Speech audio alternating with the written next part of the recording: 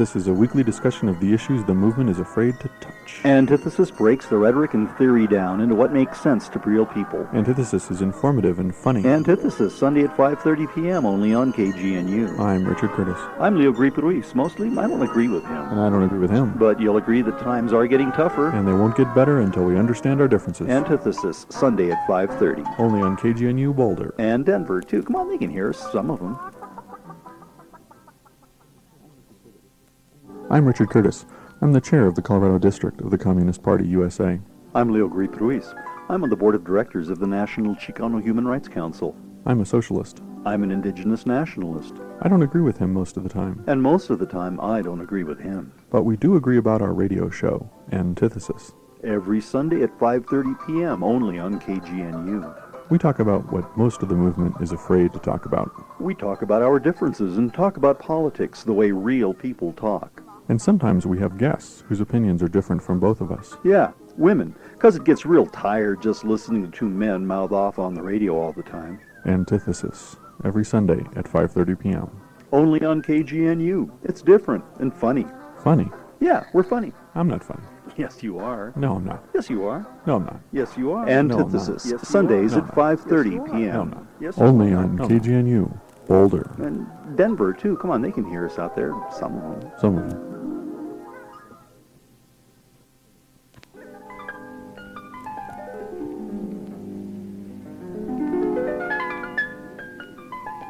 Good afternoon and welcome to Antithesis. Antithesis is a weekly radio soiree of stimulating commentary and entertaining conversation discussing issues of importance in our daily lives. Antithesis airs Sunday afternoon at 5:30. I'm Richard Curtis. I'm Leo Greip-Ruiz. The opinions expressed on Antithesis are the opinions of the person speaking them. And do not necessarily represent the views of the board, staff, or management of KGNU or of us here at Antithesis. Because I might not agree with him. And I might not agree with him.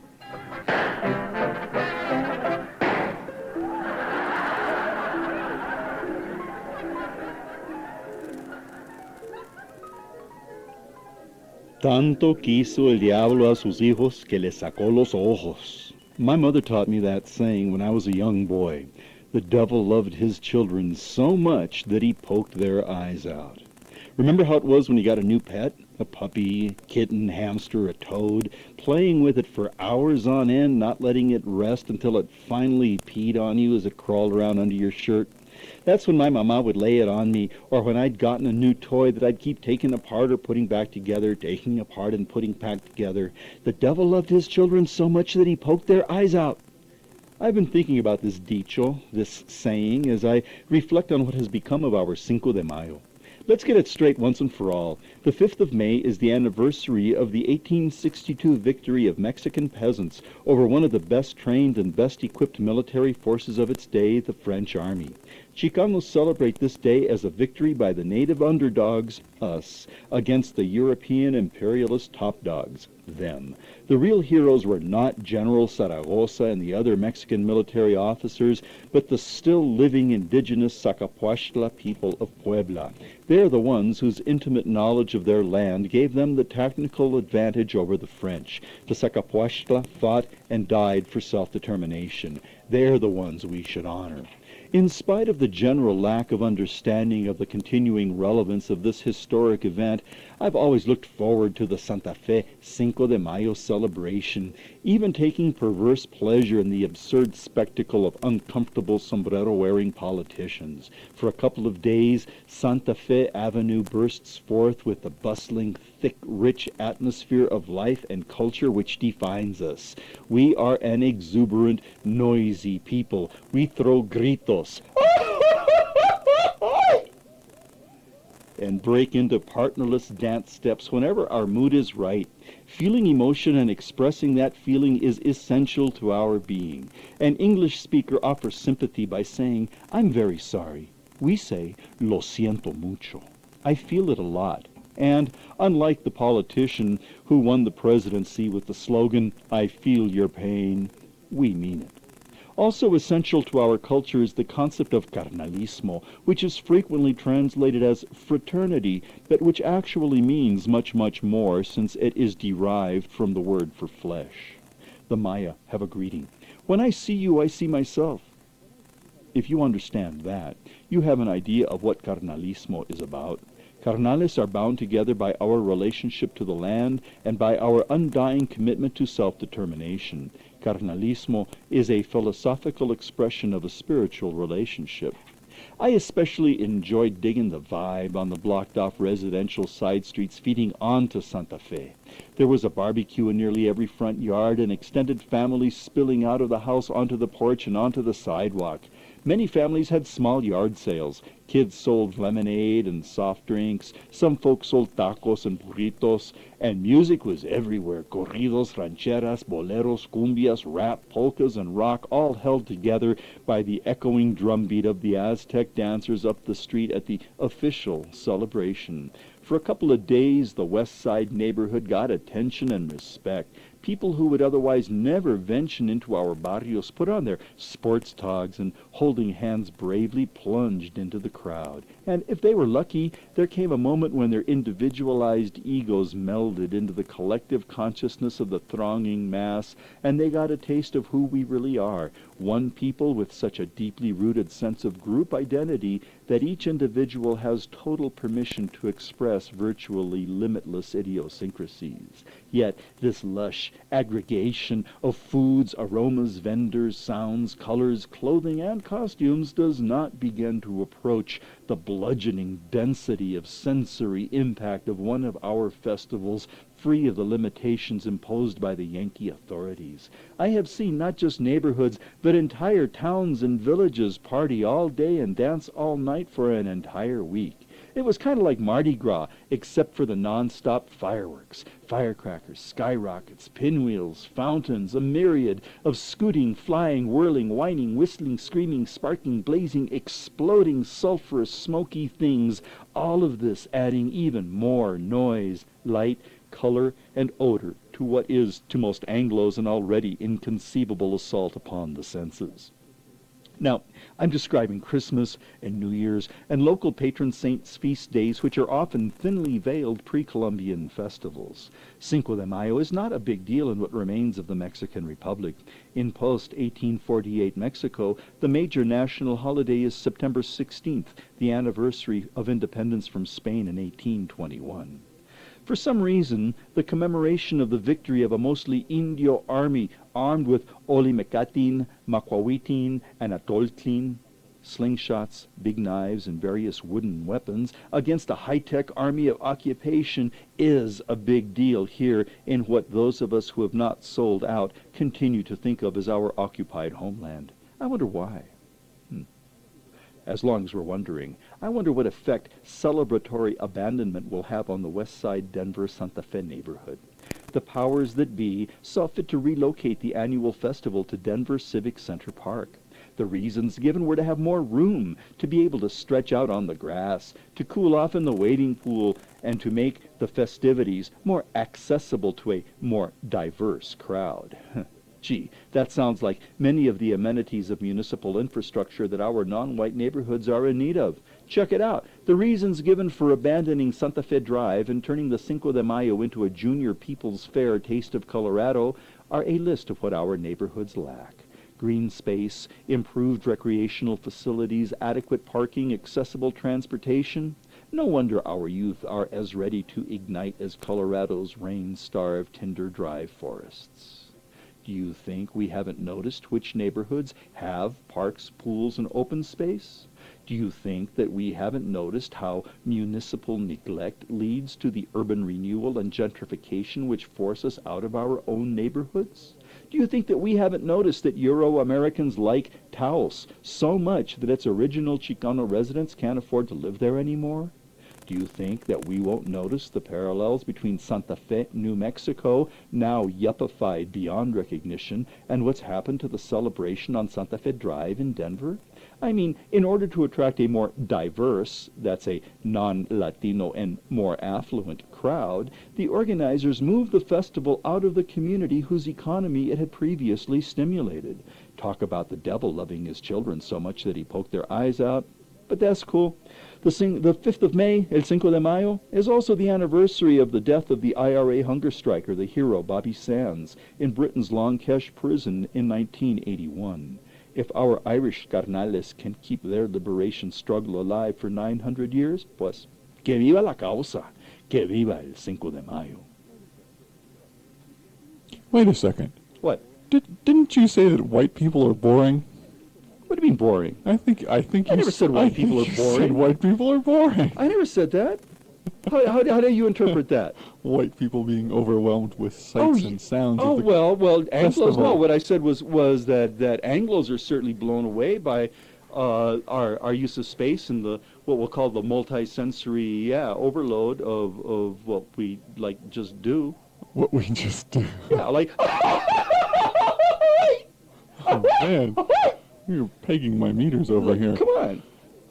Oh, okay. White people are boring. I didn't say that. I did not say that white people are boring. I said that most Anglos find our festivals to be like this blowout overload. You know what I mean? Like the whole idea of a crowd of people being in the streets, like basically elbow to elbow and butt to belly, which is like what it is in the marketplaces, certainly in the South and stuff.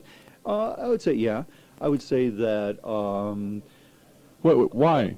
I'll grant you that because I don't know why. Anglos seem to be fascinated. I mean, a lot of people are. I mean, Cinco de Mayo is a big deal because Mexican culture is vibrant and colorful and noisy. Yeah. Well, so it's a beautiful thing. Yeah. And so people get into it. Take this it's kind of opportunity. weird. I mean, it. a lot of this stuff is just so weird. Like, I was just at an event here a few days ago where there was a group of folkloric dancers, and I was sitting next to a guy, Chicano cat, who grew up doing folkloric dance, and has traveled in Mexico and danced there as well, with different groups and stuff. And we were both talking and making comments and shouting things to the musicians and stuff like that. And people are turning and looking at us.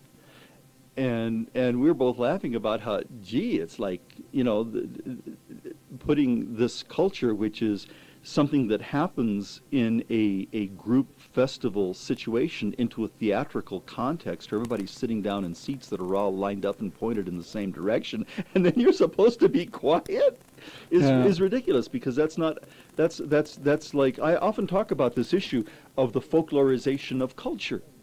Well, wait. What you're describing also sounds like black churches. Yeah, where it's the alive. Parishioners, yeah. Where people are alive and they talk to each other. So let's look at this. Why are white people boring? I didn't say that. You said that. Well, all right. So I said it. Why is it? Why is it true? I don't know. I would not Let's say assume that it's true. I'm not even going to assume that it's true, because I get accused of being like prejudiced White and all this bashing. other stuff, and I am not. No. Make it clear But I think we're once on and for all. what I want to. The point I'm trying to get at is that it has nothing to do with the color of someone's skin. No, it has. And it really doesn't have anything to do with their ethnic origins, because these white people wandering all over the United States come from Europe, and there is a very vibrant people's culture all over Europe. in it's many very places. varied and diverse in and of itself, and there's and a lot of colorful and passionate. expression. So it's not that white people don't have that for some genetic reason. I mean, Of course not. that's absurd. But there's something going on in the culture that is it's boring, and so by comparison, ethnic festivals, Latin American ethnic festivals, and other ethnic festivals seem so exciting by comparison. So why is it that this dominant culture, Dominating culture. and it also is dominating? Why is it? What is it about it Well, I would that say has gotten boring? that one of the reasons for it is that people, again, we get back to that stuff that I talk about fairly frequently on this program, which has to do with left brain dominance. Well, okay, yeah. That when we start talking about left brain dominance, then we start talking about sort of linearity, about hierarchical standards. If something is different, then it is either better than you, or if something is different from you, then it is either better than or lesser than, rather than merely being different and equal, Well, see, Okay, I would suggest that it has Mhm. something to do with the fact that in our society, what people do to make a living is supposed to be defined as the essence of their being, the pursuit of the almighty dollar. Well, I don't know. I think that there tends to be the, That's so, real interesting. So to see more because, white people have molded themselves Mhm. into fitting this expectation of the system, and so all of the passion that came from their grandparents or Mhm. great grandparents. Mhm. I mean, you talk to any white person, they're bound to have some stories about someone's relative somewhere in Europe, or depending on how mixed they are from other places too, that are passionate, and yet that's gone. I have a hard time trying to find this sort of economic determinist Ooh, determinist. argument about whether they're capable of being more passionate or not, because I think that, as a people, or as peoples, in what that means, right, in the international sense, that those very cultures who would be considered the most passionate or the most integrated in expressing right brain and left brain functions and all of that, through being able to like feel an emotion and just express it, like through the grito, for example, which can be everything from ecstatic joy to heart-rending sorrow, is all expressed through a grito. Yeah, okay. There's a whole vocabulary of how to do that stuff. That those are also the people who tend to be the furthest under the thumb and carrying the weight of wage slavery. They're the least integrated into the system. And also the extent to which, we are integrated into the system tends to be measured to the extent to which we are able to exculturate ourselves from our traditional communities. Right. And I would suggest that that's equally true for the ruling class in Mexico as it is for the ruling class here. Oh, absolutely, no doubt about it. Absolutely no doubt about it. Though so it has there are nothing to do certain- with where you're from. It has to do with the economy, the political economy in which you live. That The ruling class in Mexico fits itself into a global imperialist. Again, I'm not sure system. about the causality, because I can think of, I think that the lack of alienation, or at least being in touch with the fact that one should not be alienated from the fruits of one's labor, is certainly essential to many of our cultures. And I have to say that to a certain extent I've been a participant in the culture of Africans in America, but that's not what I come out of, so I cannot speak for that. I can speak for what I come out of. But you see parallels. I certainly see parallels in the Yeah. ability to express emotion, for example. Like black churches, And which are very passionate expressions of religion, Oh. where the dominant expression of religion in American culture today is very sterile. It's also the only place that, as a people, black folks were really allowed freedom. I mean, it was Sunday in church was the only time that in the old days, during the time of slavery, they got the master off their back. And also there's an interesting phenomenon in black churches that drums were forbidden them. Their traditional music and traditional dance was forbidden. So often hand clapping and stomping on the floor and stuff like that was used to perpetuate certain traditional ways. And also Africans who were brought to this hemisphere. We got to point out that 10 times as many black people were brought to South America, to Brazil in particular, than were ever brought into slavery in the United States. People tend to think of the United States as being the focus of black slavery, when in fact there were 10 times more black people taken into South America. And they end up with a much more integrated culture too. Well, and there's a whole other issue Caribbean because of the coasts. nature. Well, there's the whole nature of Spanish oppression, which is very different from Anglo-Teutonic oppression. Is different. I want to push you on some of the things you were saying though, in the commentary there, because the way you use our cultures, you're clearly not talking to me. You're not talking about my culture. Well, when I'm you say talking our, about- it's not the broad our, it's our as in my people, the us and them. Yeah. And yeah. But I don't see the them Well- as being necessarily inferior. You see, No, that's no, no. something that I understand. Europeans will always say. As soon as you talk about I- us and them, they always say that Okay. it's inferior. So I'm not saying I'm that not imp- other cultures well, are inferior. But you're claiming that the them is the oppressor. I am not saying that all of the members of the cultural them are the oppressor, though the overwhelming oppressive majority culture. of the cultural them are a part of an institutionalized system of oppression. And I think that's just missing the point. I think that it's a valid point. It not Because may not most be the point. most of those them that you're talking about, this cultural them, which in this case would be, ordinary Anglo people. Mhm. Most of them, most of us, I guess I'm one of them, so I have to say us. Most of us are in fact victims of the same system of oppression. And yet you're setting up this dividing line where cooperation against a common enemy becomes impossible because you're viewing the struggle as needing to take place in this cultural term that the them, the white people, us, can't identify with because we've already bought into the oppressive dominating culture. Oh, there's no reason that you can't sell your way out of it either and resonate with the culture, which is, of the place that so many people decide they want to move to because they happen to like the ambiance that was created by us little brown folk that they don't want to have live in their neighborhood like in Taos anymore. And I don't think the culture is relevant an issue at all. Oh, I think So the the struggle culture is- is an is extremely complete- relevant issue No, because it's no. through It's the the disrespect way in which and people the are divided. scorn for the culture. It's through the scorn for the culture that we wind up with the kind of phenomenon that we have among our youth, No. who have no way to find any sense of a heroic self in so many cases except as thugs because Nope. they've never seen any respect You're given to their culture. Dead at all. wrong. Well, Dead wrong. That's easy for Completely you to wrong. say. 180 degrees from That's truth. easy for you to say because you're not coming from within the culture No, where we it live has through to these do- things and we know that it's true. It has to do with a lack of respect for human beings. Oh, absolutely. Culture is not the issue. It's a respect for human beings. I don't see how you can And- separate human beings from the behaviors that human beings manifest in order to be humane and to be human. Of course I can.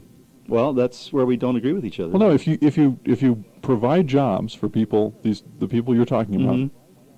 or you provide decent planning for city planning, Relevant so that education. people can have houses in reasonable neighborhoods, Relevant have education. some green space, Relevant as you described, education. as well as relevant education. What would relevant Then- education contain in order to be relevant as opposed to how it is now? Well, it has to be aware of the history. And Part of the history is and- cultural. And what does the history? Yeah, But that is not the point. so there's the, a value. point There is, is a value, but there is the no point is the the point. humanity.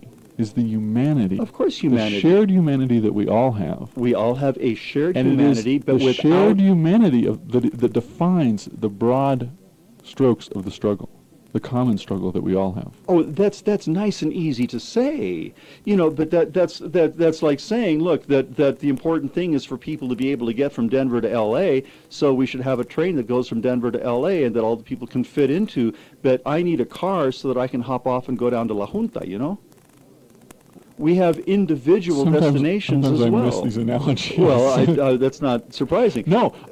No. So I'm going to object now that you explain the obscure analogy. I will explain the analogy. We You're don't at making a all. huge We don't at all generality. have different destinations. We have the same. That's the same destination.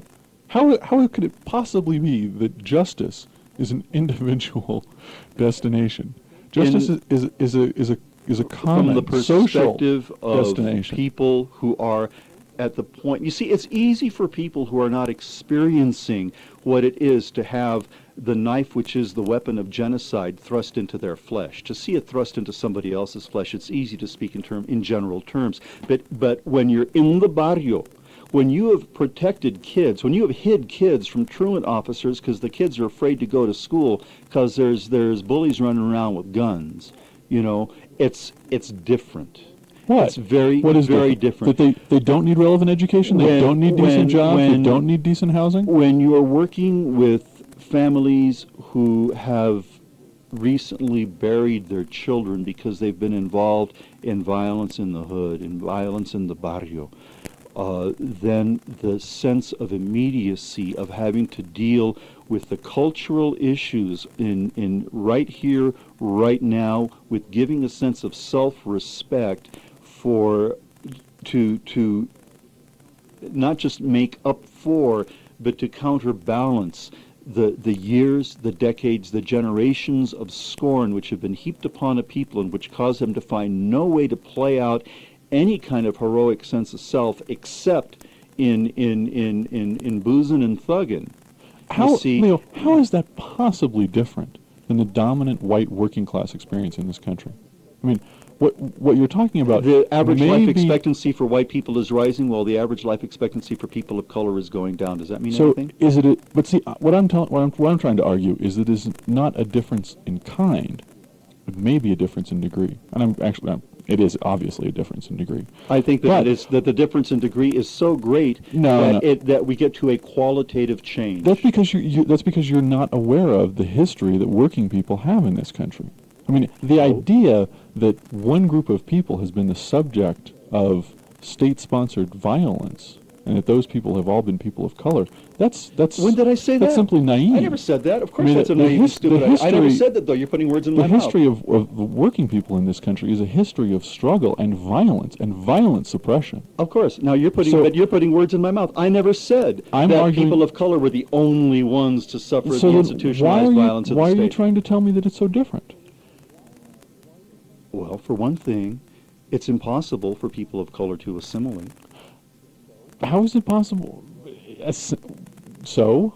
Well, what we've seen in terms of the history of all of the other immigrant groups who have been those workers who have been attacked at one time or another because they affected the status quo is that they were allowed into those circles of power because of the fact that they were able to assimilate. And unless you can pass, man, unless you're a black person who is capable of passing, black people can sell out you can sell out, today. but you cannot assimilate.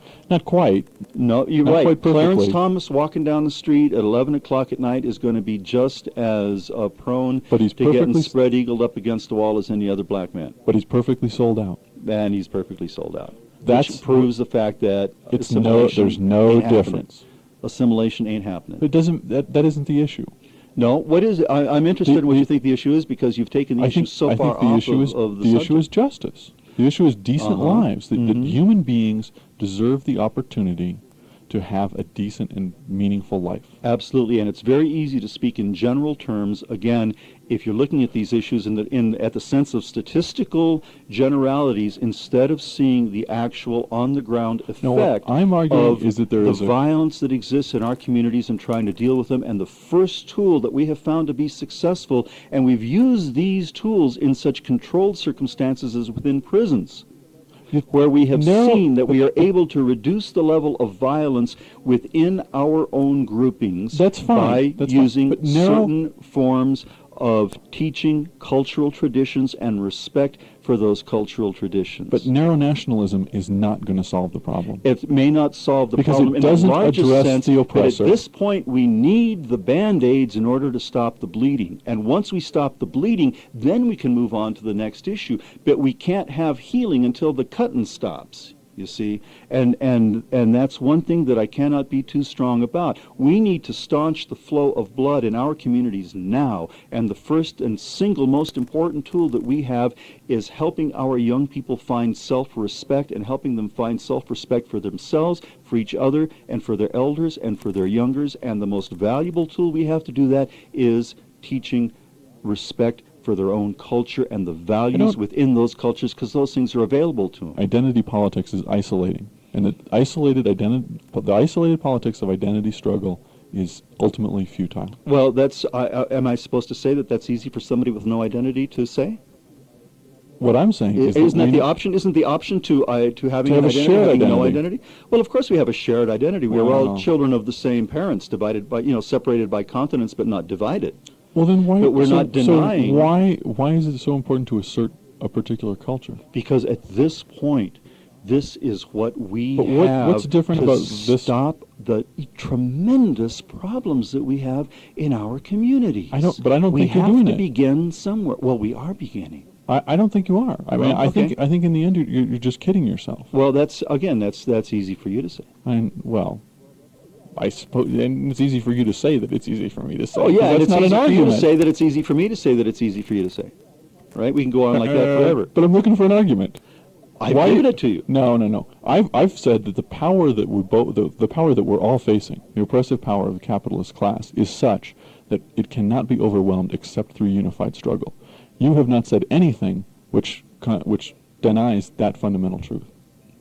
Except that I would say that we need to create small units that are organized for their self-defense, for their protection, for their advancement first, and then we can move on to having larger groupings. You can't just begin by saying, we're going to make a loaf of bread by taking a cup of everything that I have in my kitchen, including the cleanser, as well as the flour and the pickle juice, and make a loaf of bread. You know, you've got to start with small But places. unfortunately, we need to go. So And we'll I'm have to gonna say just this. agree to disagree on this Y point. que viva el 5 de mayo. Viva la, what? El 5 de No, mayo. you know, it's a Spanish thing. All right, yeah, Cinco Pues de sí, Mayo, that's coming up pues se tomorrow. llama Colorado. ¿Por qué veniste, vato? Mire, si no quieres hablar español, ¿qué te pasa? I gotta learn Spanish someday. Uh-huh. This is Antithesis. You got it. 5:30 to 6 on Sundays on KGNU. Thanks for listening.